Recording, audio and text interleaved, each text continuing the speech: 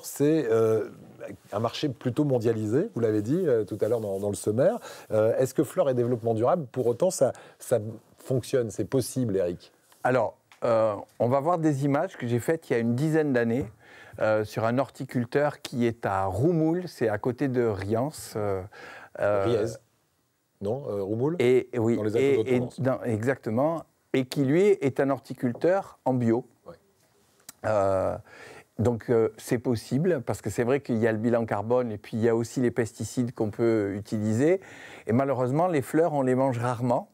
Donc on se préoccupe moins de la qualité sanitaire des fleurs que des aliments qu'on mange. Lui, il a donc développé son activité, il existe toujours. Maintenant, il vend en direct dans des magasins de producteurs, le réseau de couleurs paysannes qui est à Valençol, à Manosque et à Venelle, et puis le magasin de producteurs aussi de la Tour d'Aigle, parce qu'évidemment, c'est un tout petit marché. Pour l'instant, il n'y a pas encore vraiment de demande. Je sais que Biocoop avait essayé d'initier comme ça un réseau d'horticulteurs bio.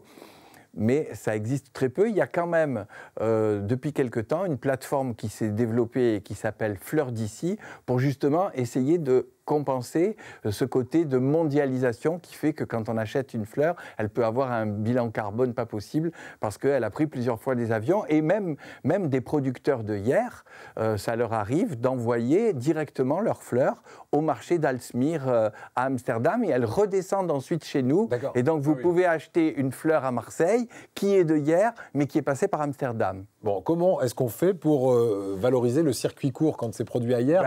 Comment est-ce qu'on fait pour ne pas passer Déjà, par Amsterdam? normalement, son fleuriste, il doit connaître la traçabilité. Moi, je sais qu'une fois, je suis allé chez un fleuriste, je lui ai demandé des fleurs du Var. Il m'a dit, est-ce que vous savez faire la différence?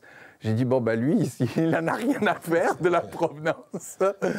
Il vaut mieux avoir quelqu'un qui, effectivement, peut vous conseiller. Il y a encore quand même des fleurs qui existent dans la région. Ouais. Vous me dites qu'on travaille aussi sur des fleurs ornementales et comestibles aussi. Vous en vendez, vous, dans votre magasin, ça? Alors, voilà, ça, c'est une... Il y a une unité de recherche qui s'appelle le SCRAD, à Hyères, enfin, maintenant, ça a changé de nom, ça s'appelle Astre d'Or Méditerranée. Ah, c'est plus joli que le SCRAD, quoi. Ouais. Ils ont bien fait. Oui, c'est bien. Et donc, Astre d'Or Méditerranée, mais que la profession connaît encore sous le nom de SCRAD, parce que, voilà... il y a justement quelqu'un qui s'appelle Arthur Chabert, qu'on avait reçu ici il y a déjà quelques années, et qui essaye de chercher justement d'aller vers ces fleurs ornementales comestibles, parce que là, évidemment, comme elles sont comestibles, on va faire beaucoup plus attention à la manière dont elles sont cultivées sans pesticides.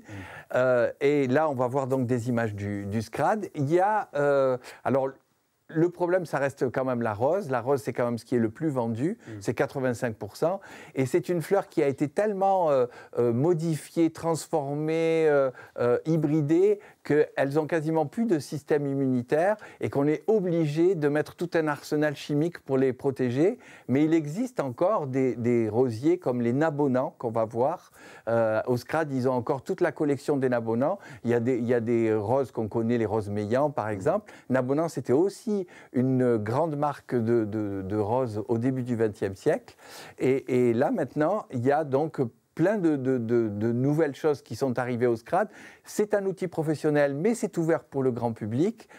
Malheureusement, je dirais, il y a encore peu de fleuristes, parce qu'il faut que la profession s'y intéresse pour les prendre. Et puis le problème, c'est qu'il faut que les clients soient là, parce que vous n'allez pas aller chercher une fleur qui peut être géniale, qui se cultive sans pesticides et qui en plus qu'on peut manger, mais s'il n'y a pas la demande derrière et que vous ne la vendez pas... Exact. Alors justement, on va poser la question. Hervé, est-ce que ça vaut le coup de cultiver des fleurs en bio? Est-ce qu'elles sont beaucoup plus chères? Est-ce qu'on a beaucoup plus de mal à les vendre? Est-ce que vous en avez chez vous? Moi, je sais que je travaille avec 80% des fleurs du Var.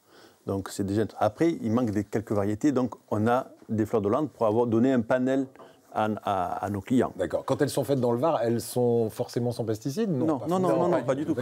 Ouais. Mais ce que je veux dire par là, c'est qu'après, comme disait le monsieur, il faut vraiment une grosse communication derrière pour avoir des personnes qui sont sensibles, etc. etc. Donc, c'est vrai que pour le moment... Parce qu'il y a aussi, je pense, Hervé, le fait que, comme on achète souvent des fleurs pour offrir, si elles tiennent 3 jours ou 15 jours, souvent on ne regarde pas. Alors que quand on achète des fleurs pour soi, on voit bien la différence entre une fleur qui a fait 3 fois le tour de la planète avant d'arriver chez soi et qui tient 3 jours, et une autre qui va tenir pendant 15 jours. Exactement. Et après, mais il est vrai aussi que, par exemple, pour la Saint-Valentin, les roses, ce n'est pas trop la saison dans le pas Var. du Donc, tout. on a une gamme courte.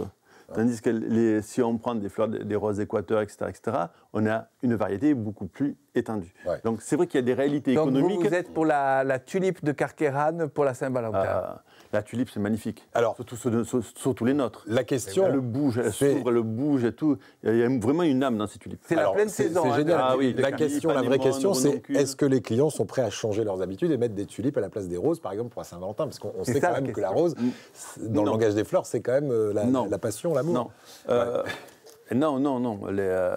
Parce que nos dames savent que le symbole de la rose, c'est l'amour, la rose rouge. Et Donc, c'est vrai on n'y coupera pas pour la Saint-Valentin. Oui. Harmoniser avec, mais on n'y coupera pas. Je ne pense pas. Alors, merci. On peut Eric. essayer d'être Tout à fait. disruptif. Tout à fait. et d'acheter D'ailleurs, autre chose. regardez, pour la Saint-Valentin, je n'ai pas porté de rose rouge. J'ai remarqué que vous avez favorisé plutôt les fleurs de saison. De saison. Il y a un effort de fait et bravo pour ça. Voilà, changeons peut-être aussi un peu nos habitudes pour avoir des fleurs qui tiennent un peu plus longtemps. Ça peut être un bon argument de dire elles vont tenir 15 jours alors que si elles ont fait le tour du monde. Mais les fleurs elles vont comestibles, être, c'est beaucoup moins tendance, c'est rigolo durables. comme travail à faire et à développer. Je pense qu'il peut y avoir un créneau qui est très sympa. Ouais. Hervé Azzopardi.